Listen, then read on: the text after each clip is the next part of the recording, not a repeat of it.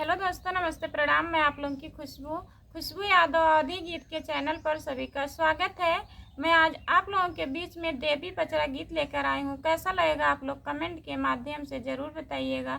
और हमारे चैनल के माध्यम से जितने दर्शक हमारे वीडियो को देखते हैं, सुनते हैं, सभी से हाथ जोड़ के रिक्वेस्ट करती हूँ, प्लीज़ हमारा सपोर्ट करिए आप लोग। और हमारा देवी पचरा गीत कैसा लगता है आप लोग कमेंट के माध्यम से ज़रूर बताइएगा।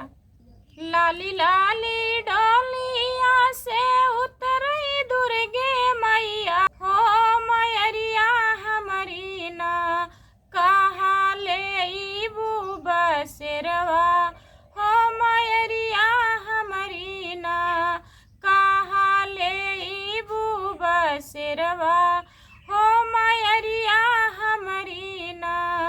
हाथी जोड़ी पैया पड़े तो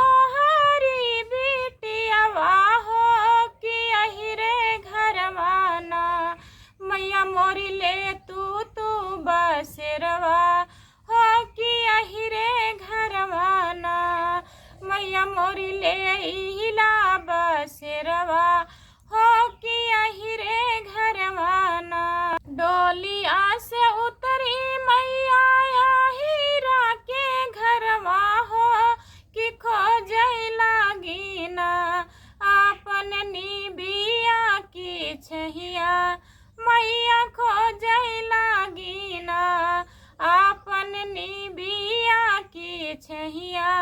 मैया खोज लागी ना पहिला पराग मैया धरली दुवरिया हो कि मांग लागई ना आपन कलसा ठंडा पनिया। मैया मांग लागई ना आपन कलसा ठंडा पनिया।